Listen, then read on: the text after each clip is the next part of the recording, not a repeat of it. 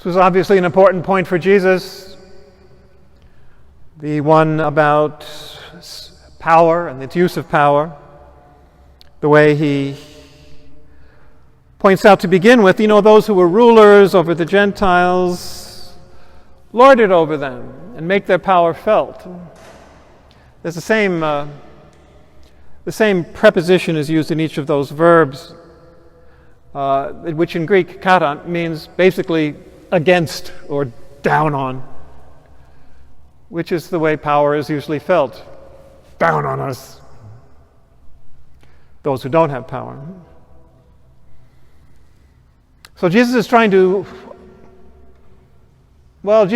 trying to overturn the basic approach to life of most people. And it should be gospel, it should be good news. We can see, how necessary it is. Everyone's heard the famous phrase attributed to Lord Acton, the British Lord, who said, power corrupts. And absolute power corrupts absolutely. In other words, the more power you have, the more likely you are to be corrupt or become corrupt. And it's so true. If you look at world history, it's almost an unbroken sequence of empires trying to conquer and destroy one another back and forth throughout the centuries. It's chronicled even in the scriptures, but all throughout history, whether in whatever continent, and still today. How many people who acquire power, presidents and kings and dictators, become dictators? You can look for current examples in Africa, in Asia, in Europe, in South and Central America.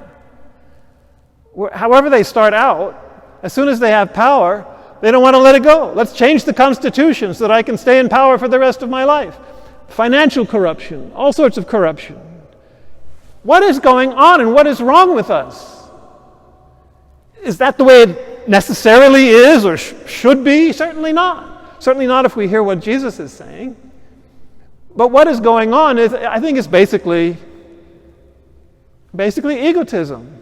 And where does egotism come from? It comes from a threatened, defensive, arrogant, wanting to control everything for its own defense and aggrandizement, little ego. And those who have the most power usually have the littlest ego, in the sense that they're the most fragile egos, the biggest ego in terms of wanting to bring everything to themselves. More money, more power for as long as I live, to make sure that I'm not only protected against the world and against everybody, but that I have power over them and that I can secure my future until they die, and they don't reckon with that much, do they? Is that the way we're supposed to live? Is that necessarily the way we're going to live? Is this constant acquiring of the defensive, narrow little ego, is that inevitable? Are we too afraid to do it any other way? Are we too afraid to what? To do what Jesus did and to do what Jesus taught. And here he explains it. But he first of all gives us the example. What did Jesus do? Came into the world. Where and how? In a country had no power, overrun by foreign invaders, not as a king or a prince or anybody, just as an ordinary worker in a little do-nothing town, as it says in the scripture itself. What good can come out of Nazareth? One of his apostles-to-be says. That's a lesson already. The Son of God comes into the world there, as if to say, oh no power and riches for me. That would totally corrupt my message. It would give the totally wrong impression, because that's not what's valuable in life, and that's not how we should live. And then what does he do?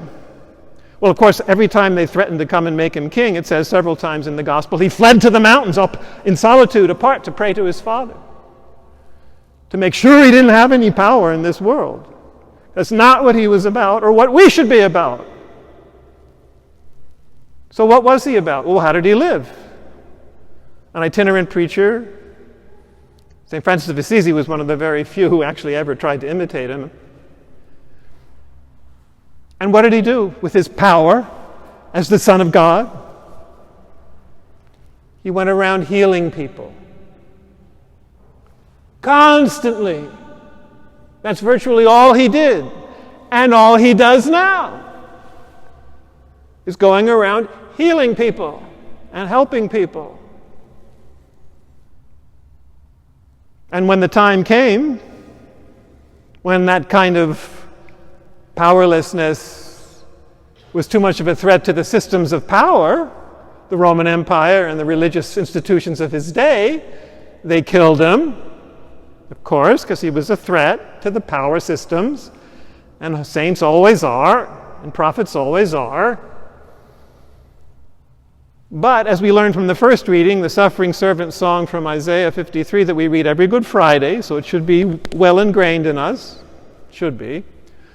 And the second reading from Hebrews about Jesus taking on, suffering all the temptations and struggles that we do as humans, taking them on himself so that we can trust his own humanity as well as his divinity, and go to him with confidence, as it says. He went into the very depths, however we understand it, into the very depths of human suffering and sin and alienation, and just took it all on himself. He gave his life as a ransom for many. That last phrase from today's gospel, which is a quote from the first reading of Isaiah. He gave his life as a ransom for many. To take it, in other words, how that works, not always understood very well, is that he takes it all on himself. All the suffering and sin of the world, he goes that far to take all that on as the suffering servant, and metabolizes it, transforms it from death to resurrection, not only for himself but for us all. And we can go to him with confidence, knowing that he will do that and is doing that. So that's what Jesus' words are here, which are so strong. And of course, even those in power in the church, popes, archbishops, all through history, most of them haven't really taken this lesson on either. The very ones who should have known better, of course, just fell into the same patterns as the world around them, of power and wealth and lording it over. But that's, I guess, why Jesus, foreseeing all that, or knowing all that about human nature, phrases it so powerfully when he says, okay, it's not going to be this way among you. Shouldn't be anyway. It's not going to be this way among you. Whoever wants to be great among you shall be your servant. Wow. Who has ever lived that way? How many of us can honestly say that I've wanted to be great in this world, so I'm going to be the servant of everybody? That's what it means to be great and to have power. Divine power. I want to be great, so I'm going to be the servant of everybody.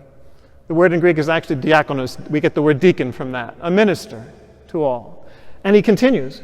Whoever wants to be first, me, I want to be first, should be the slave of all. That's a really strong word, and of course it's a loaded word today because of all the slave ownership throughout the centuries. But it's a really strong word because it's basically saying you must be at everyone's disposal. You're there to serve the world. You're there to heal the world like Jesus did every moment of his life. If you want to be first, be the last, basically, as Jesus was. He was nothing in this world. By worldly, political, social standards, he was nobody. Because that doesn't matter. In fact, it gets in the way most of the time. So we should be there to serve. And yet if we do seek, for example, political office or economic power, it should be to serve. The way some people in Congress talk as if they don't want to do anything that will hinder or jeopardize their re-election. Well, re-election for what? Do something good, and if it costs you your seat, all the better. You just want to get re-elected for more power and prestige? Is that the point again? Just power for its own sake? Power is there to do good, to serve others. That's the only legitimate function of power, is to be able to help others and to serve the world. And as one has rightly said, those who need to be in power should never have it. You shouldn't need to be in power in this worldly terms. Otherwise, you can make a mess of it. So only those who are there to serve should ever try to obtain any kind of power in this world, because that's what it's really for.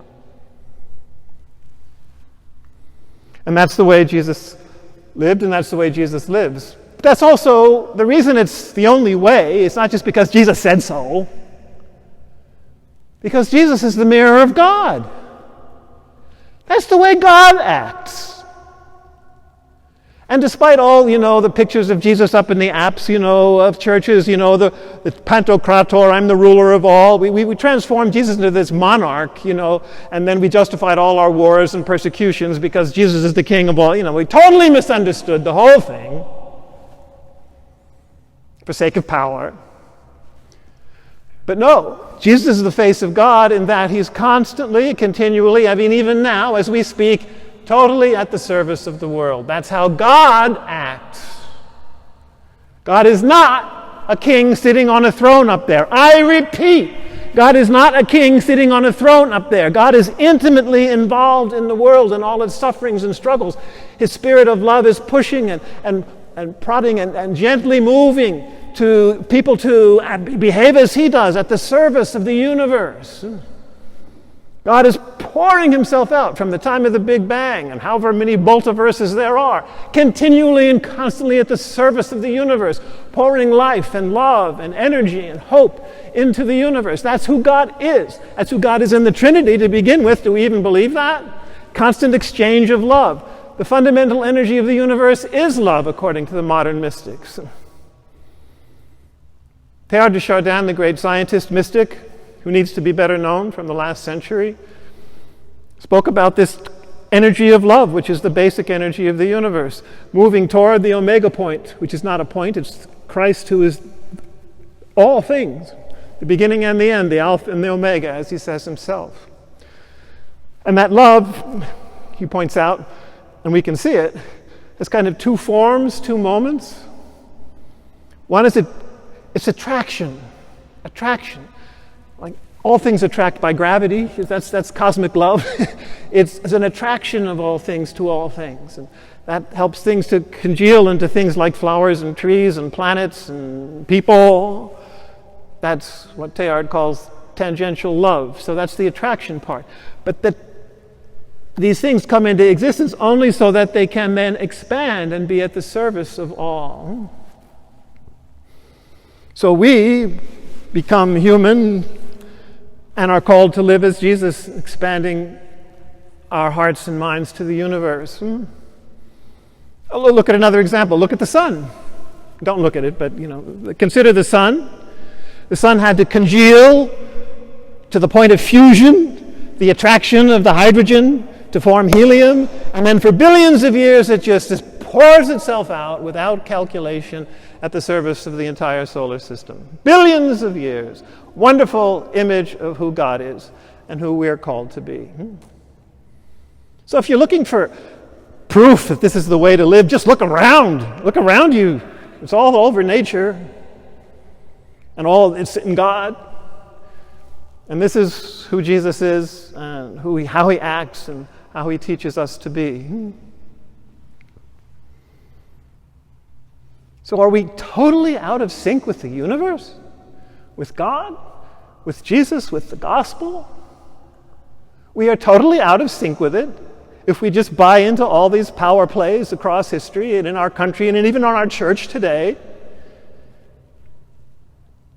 And if we don't take seriously that if we want to be first, we have to be the slave of everybody. If we want to be great, You have to be the servant of all.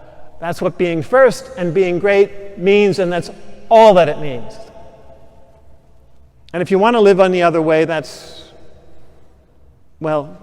be to your detriment and to your suffering, not to mention the world's detriment, because it'll have lost your service. And if you think the gospel means anything else, well, there's the door. You don't have to be here.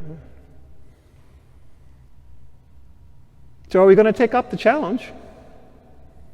Are we actually going to believe and put into practice what Jesus says about power and greatness in today's gospel? Or are we just going to surrender to the stupidity out there? The way most people have, apparently, or the way the world has run for all these, or not run, we're on the verge of destruction. Or are we going to really try to change it? Doesn't even require having a lot of power in this world. It just requires having a pure heart and spreading a little love, a little service. Start small, because it's not small.